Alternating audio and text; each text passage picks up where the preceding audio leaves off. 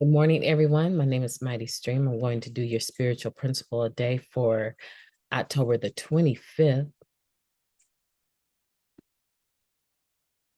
The title of today's meditation, Cultivating Curiosity. We keep learning and growing, finding ways to live and to use our experience to help others. No matter how long we have been clean, there is still more for us to learn and more for us to share. That comes from the Living Clean book, chapter 7, Love. Active addiction shrinks our worlds, and our curiosity often withers from inactivity. For many of us, that first exposure to NA wakes up a dormant sense of wonder. We may be somewhat puzzled by what we observe at our first encounters with the fellowship, but we find it pretty compelling. As one member put it, looking back now, I could tell that you all had experienced the agony of addiction and then found a way to live clean and still be yourselves. Curiosity about how NA makes that possible is one of the factors that keeps us coming back. Without the constant numbing of drug use, our curiosity is reinvigorated. It may seem like a minor player given all the changes we experience, especially early on, but it's also a consistent, reverberating background to our awakening. In retrospect, we can see how that curiosity nudged us onto this new road of discovery. As we make our way down this road again and again, curiosity helps us find the necessary courage to ask for help and learn from others. The NA message starts with abstinence and ends with find a new way to live. The meaning of this final phrase evolves just as we do. It applies to every stage of our growth and change as we place one foot in front of the other on the path of recovery. We get older, yes, and that beats the alternative.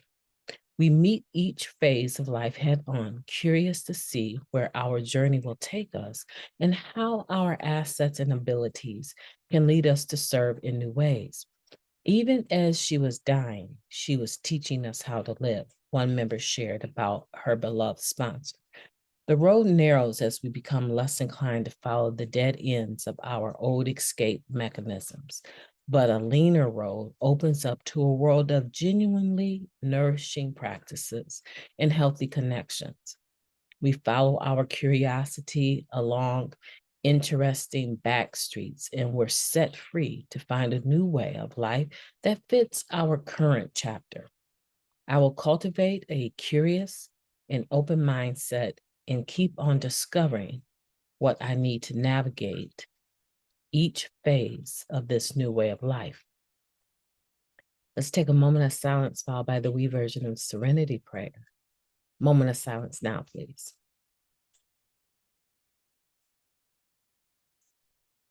Thank you. God, grant us the serenity to accept the things that we cannot change, the courage to change the things that we can, and the wisdom to know the difference. Curiosity. Now, I was always taught curiosity kills the cat, right? That is so negative, right? That is so negative, and it sets being curious up as a very negative thing. And I do believe when my character defects are not in check and I am curious, that there is a small possibility that I will overstep boundaries and end up investigating to my detriment. But generally speaking, that's not the case.